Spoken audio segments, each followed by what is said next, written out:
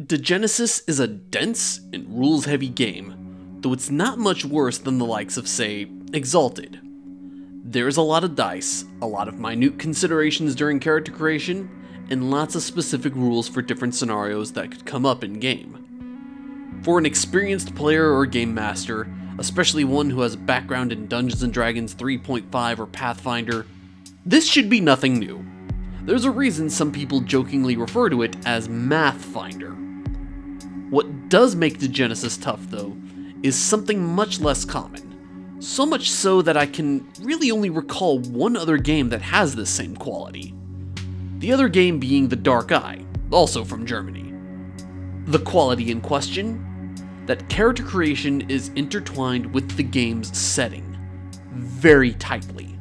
While no combination of the 3 C's from character creation is explicitly off limits in Degenesis, an integral part of your character in this game is what region they hail from, where they were born and spent most of their life, their culture.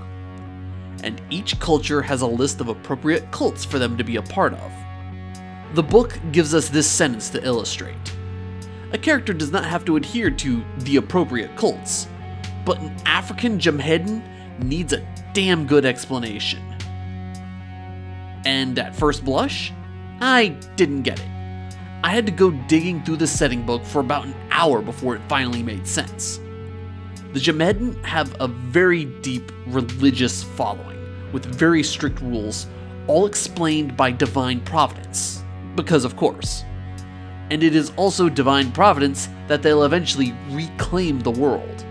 However, the predominant religion in Africa in this setting goes to the Anubians, whom are dismissive of the Jumhedin, going so far as to say that the Jumhedin will soon be lost to history. Degenesis is filled with all manner of details such as this. So much so that, like many other games, there's a book dedicated just to the lore of the game. And to get the full experience of Degenesis, you need to be somewhat familiar with the setting. So this begs the question. How does one run such a lore-heavy game without spending 3 years studying the history to be able to do it justice, or demanding the same out of their players? If you have any familiarity with me or my methods, you already know the answer to this. Cut corners!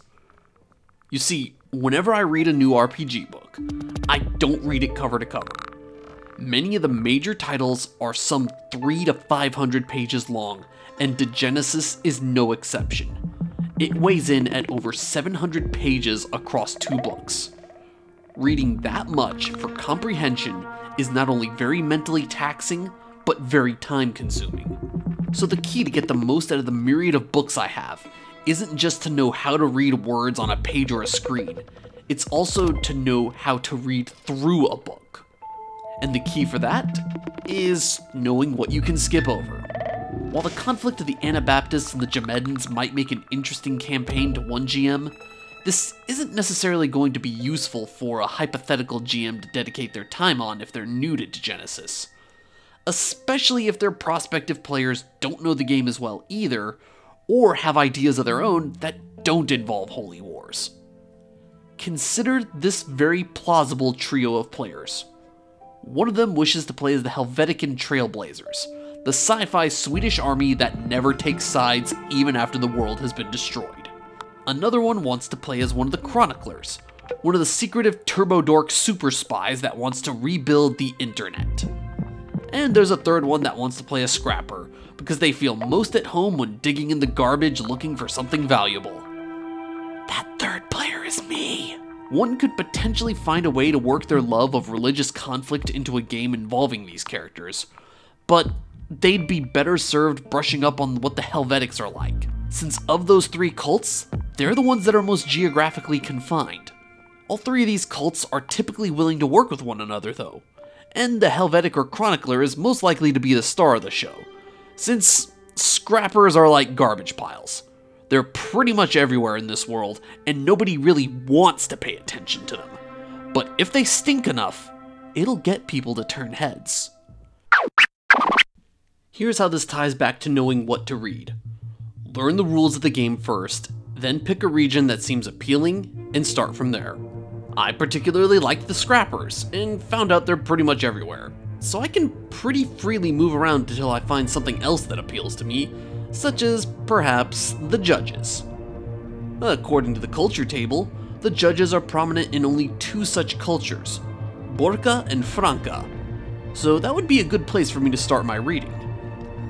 The idea is to treat the setting book not as something to be read from cover to cover, but more like an encyclopedia.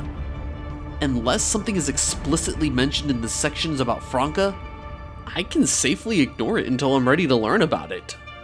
In short, trying to learn Degenesis will likely be an exercise in your ability to set priorities.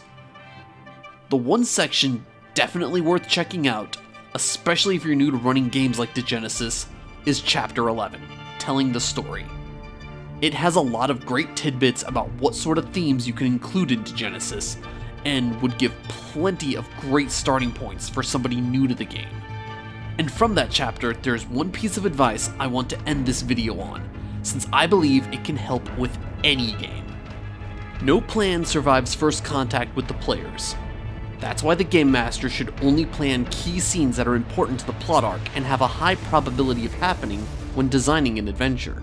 If the Game Master clings to their plan, they force a certain path through the adventure onto the players, and the thrill of role-playing is gone. The Game Master must act flexibly and accept alternative paths. It's all the more important that they get a firm idea of their adventure during preparation. They need to really understand their NPCs and their motivations, instead of having them say prefabricated sentences.